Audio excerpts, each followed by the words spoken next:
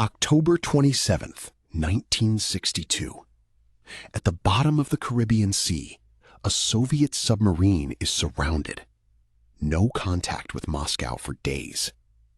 On board, one officer holds the authorization to launch a nuclear torpedo.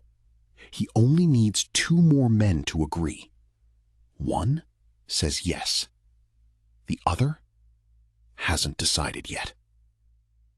The entire world is about to change course, and almost no one, even today, knows the name of the man who said no.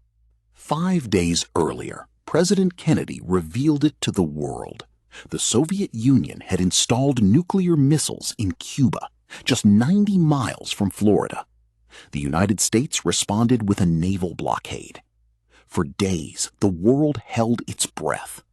But nothing compares to what happened on October 27th, the day historians call Black Saturday. It's 5 in the morning in Washington. Kennedy's Crisis Committee, the XCOM, has been meeting for hours. A letter from Khrushchev arrived overnight, more conciliatory than the ones before it. There seems to be a way out. No one imagines that in just a few hours, everything is about to get worse.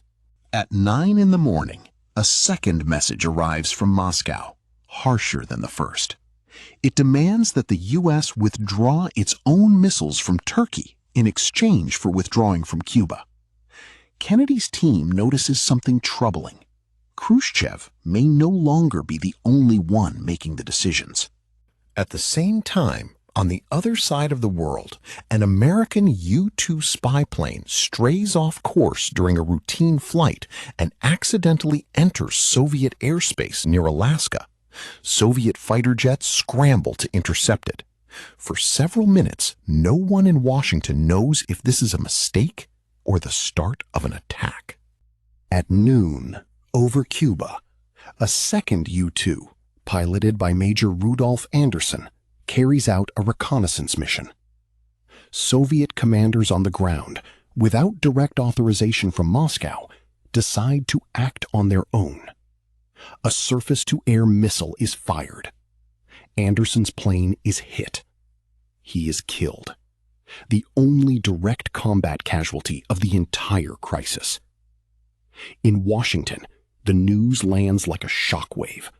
For the first time, American blood has been spilled. But the most dangerous moment of the entire day is unfolding underwater, far from the cameras and the official record. The Soviet submarine B-59 is surrounded by American ships, dropping depth charges to force it to surface, unaware that the submarine is carrying a nuclear torpedo. Cut off from Moscow, isolated, with the air running out, the 3 senior officers on board believe the war has already started. Under Soviet protocol, launching the nuclear torpedo requires unanimous agreement from all 3 officers. 2 have already said yes. The third, Officer Vasily Arkhipov, refuses. He convinces the others to wait, to surface, not to strike. Decades later, historians of the Cuban Missile Crisis would call Arkhipov the man who saved the world. That night, away from the spotlight, Robert Kennedy secretly meets with Soviet Ambassador Anatoly Dobrynin. There, outside official channels, the 2 men sketch out the deal that will end the crisis. Soviet missiles leave Cuba. American missiles quietly leave Turkey. Neither side will publicly admit to the trade for years. The next day, October 28th, Khrushchev announces the withdrawal of the missiles. The crisis is over. But for 24 hours, on October 27th, 1962, the fate of the world rested on decisions made in seconds by a pilot who died following orders, by diplomats who negotiated in secret, and by one man underwater who refused to pull the trigger.